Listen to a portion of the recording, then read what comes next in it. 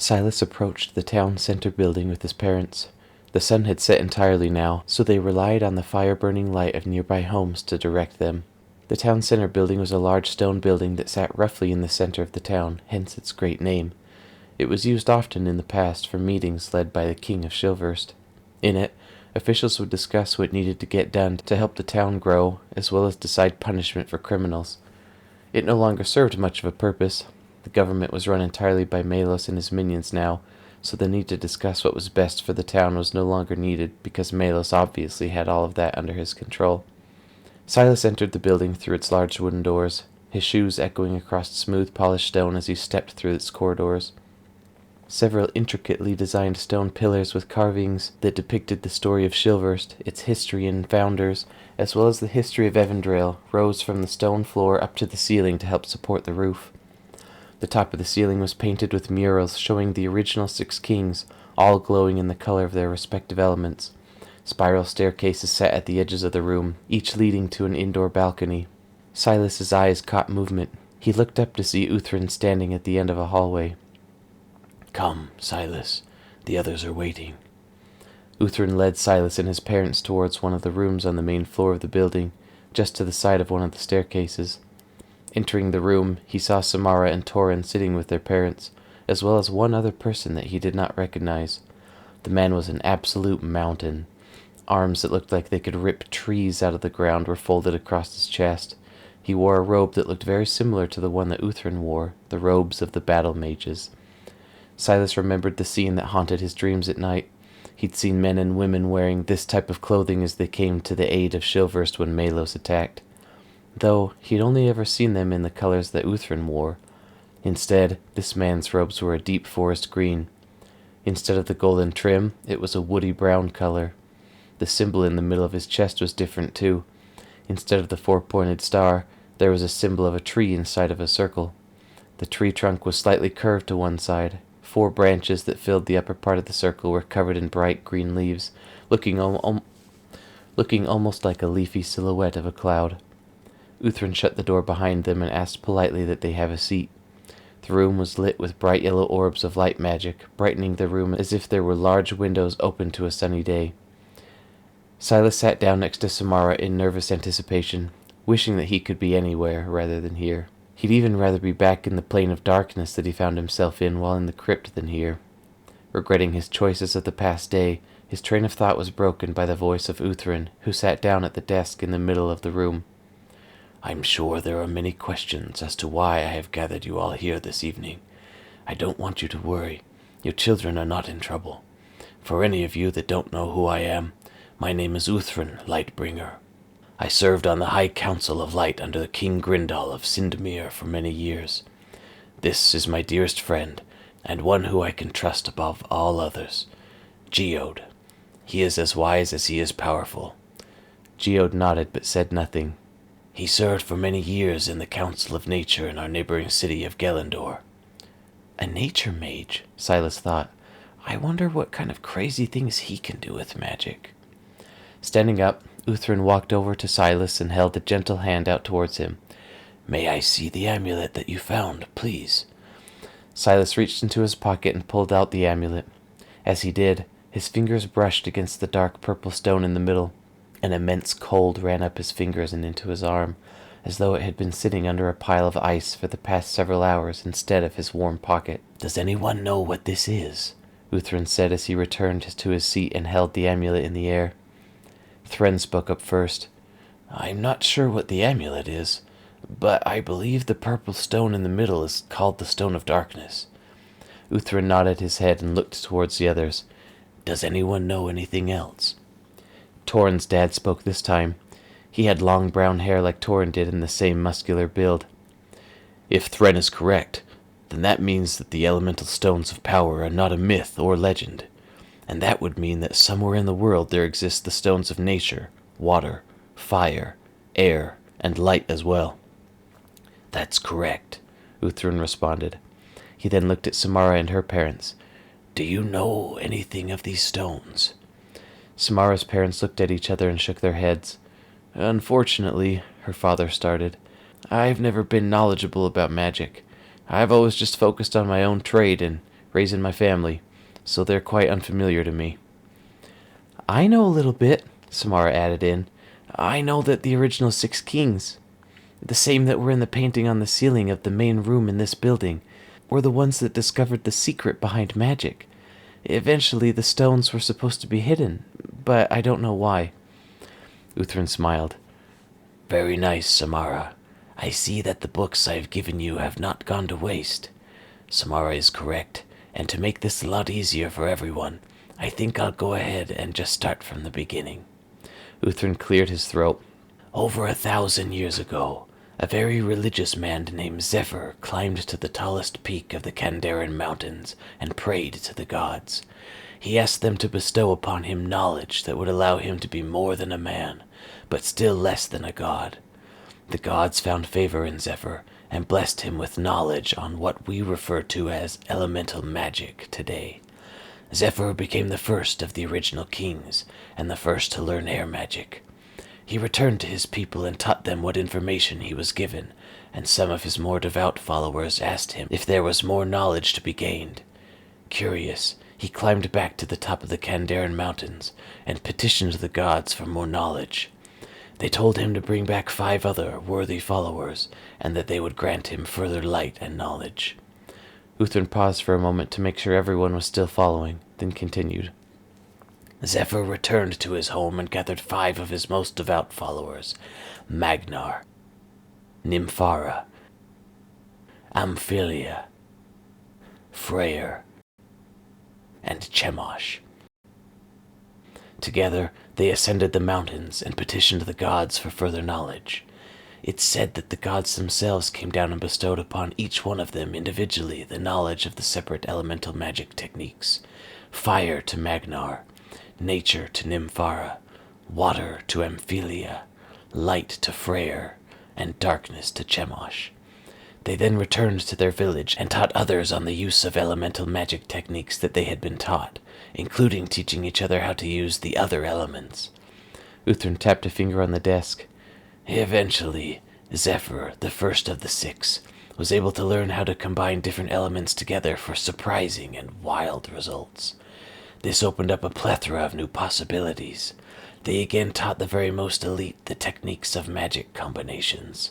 For mysterious reasons unknown, the original 6 kings, as we call them, got together and using their combined powers, constructed the Vault of Kings, and in it, hid a secret." Uthrin stood from the table, his voice rising slightly.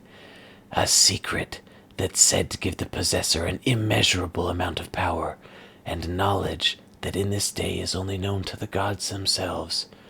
The story is vague on how exactly they obtained each of the elemental stones of power, but the kings in their wisdom used the stones and their combined powers to make the amulet that you see here, as well as the vault that hides in it their ultimate secret."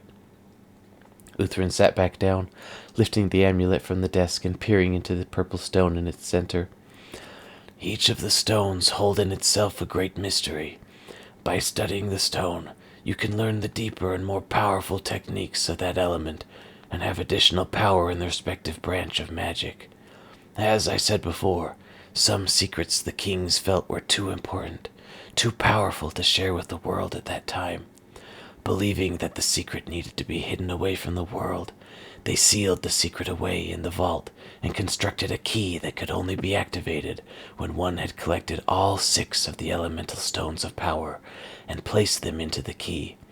The stones were then divided, separated, and kept well guarded." Uthrin paused and looked around the group, noting their expressions. "This amulet you found, Silas," Uthrin held up the amulet again, "is indeed the unpowered key to the Vault of Kings, and the stone that sits in the middle of it is the Stone of Darkness. If this were to fall into the wrong hands, and with it the other elemental stones, our world, as we know it, would be destroyed. If Melos discovers that this amulet has been found, he will do anything in his power to obtain it." Silas gulped and scrunched deeper into his chair. Sweat was dripping down his back now, leaving a cold trail of regret. "So, what do our children have to do with all of this?" Samara's mother asked. Shouldn't we give that to someone in one of the high councils and have them figure out what to do with it? Or better yet, try to destroy it? It cannot be destroyed, Uthrin responded.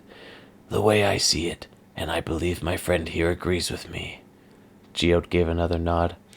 The only correct course of action now that the amulet has been found is to try and locate the other 5 elemental stones, place them into the key, and unlock the Vault of Kings before Melos can. Then we'll be able to use whatever is inside the vault against him, ridding us of his dark power and oppression once and for all. Uthrin grew solemn as he looked at Samara, Torin, and finally Silas. A small smile curled up his lips as he added, And despite what all logic would have me to believe, I think these young people are the ones to take on that quest. Silas felt like he had just turned into a pile of mud. He couldn't feel any of his limbs and sunk so far into his chair that he almost fell out. He saw the mouths of Uthrin, Geod, and the other adults moving, obviously arguing about the subject, but couldn't hear anything they said. Shock had entered into his body and was swimming around his innards along with fear, regret, and a million other depressing emotions. They clouded his senses and sent his reality spinning. Eventually, he was awakened from the trance by his father's voice. Everyone, hold it. The room went quiet, all eyes glued to Thren.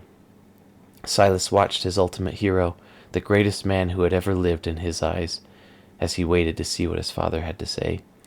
The trust and respect that he had for his father overflowed to the point that it calmed his fears and bridled his anxiety. I would like to say something, he continued.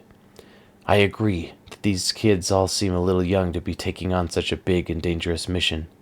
I agree that they're not very experienced and that there are probably more qualified individuals that would be up to the task. His eyes fell upon Torin's father, Fenrin. But, deep down in my gut, I also have a feeling that this is the right thing to do. I, for one, believe in destiny, and I believe that it's not by chance that they were the ones to find both the amulet and the Stone of Darkness, when the entire Council of Light together searched the crypt for anything dangerous or evil and were not able to find it. Uthrin bowed his head in agreement, and Thren continued. Melos has destroyed so much of what we love and hold dear, and he must be stopped. If our children are the ones to do it, then all the better, I say. I'm willing to help in any way that I can, and hope that I'll be able to once again pick up my sword and join the front lines to bring back freedom to my family. His eyes fell upon Silas, wisdom and experience from a true hero. And I believe that they have been chosen by destiny to fulfill this cause. Thren folded his arms and sat back in his chair, his expression a mix of courage, worry, and concern for his son. Thank you, Thren, Uthrin continued. I've decided that with the permission of all of you, myself and Geod will accompany the 3 of them and help them along their journey. We both have extensive experience in elemental magic, myself mostly with light, and Geod mostly with nature. We've seen our fair share of battles and will be committed to keeping your children safe, even at the cost of our own lives. If you all agree to let them go, then we will be their guides and protectors. The group sat in silence for some time, until finally Silas felt a surge of courage from some unknown source and spoke up. I think that Uthrin's right. As scared as I am to say it, when we were in the crypt, I felt something pulling me in the direction of the amulet. I also heard a voice calling my name. I saw things that I don't understand yet, but I feel like I'll have an important role to play in finding the rest of the stones. As much as I don't want it to be me, I feel like it has to be, and I wouldn't want to do it without my 2 very best friends. His mother, Iriana, tearfully grabbed his hand. Silas looked into her beautiful blue eyes, his fear and determination both peaking at the same time. She smiled, tears welling in her eyes. She looked at Thren, then met Uthrin's gaze. You have our permission to train Silas and take him with you on your journey, Uthrin. Thank you, Iriana, Uthrin responded with a kind smile. After several minutes of pondering and quiet conversations, Samara and Torin's parents agreed and gave Uthrin permission to take them on the journey as well. It's against every bit of logic and sane thinking, but I feel it too. A slight chill ran up Silas's back. Perhaps it was all in his mind, but it almost felt as if the entire room had just gotten slightly colder. The eyes of every person in the room told the same story. They could all feel it, as if the gods themselves had just descended into the very room and confirmed that fate and destiny were being realized. "But," Samara's father added, "you have to give us your word that you will die before letting them perish." "I give you my word," Uthrin said with sincerity. "I swear to you that I'll do everything in my power to protect your children and to teach them the skills necessary for them to be able to take care of themselves." He placed a fist on his chest and bowed slightly, looking more and more like a warrior by the second. "And give to you my oath that I will die before I let anything happen to them." Uthrin walked to the center of the room with authority and power that Silas would never before been able to assign to the old man. "Now, it's time to make our preparations. We will leave first thing tomorrow morning, early. We need to be on our way before any of this information gets spread into the wrong ears. It seems as though no matter how well kept a secret is, the word always gets out. You will all need to put together some packs for the journey. Tomorrow, we head for Gelendor."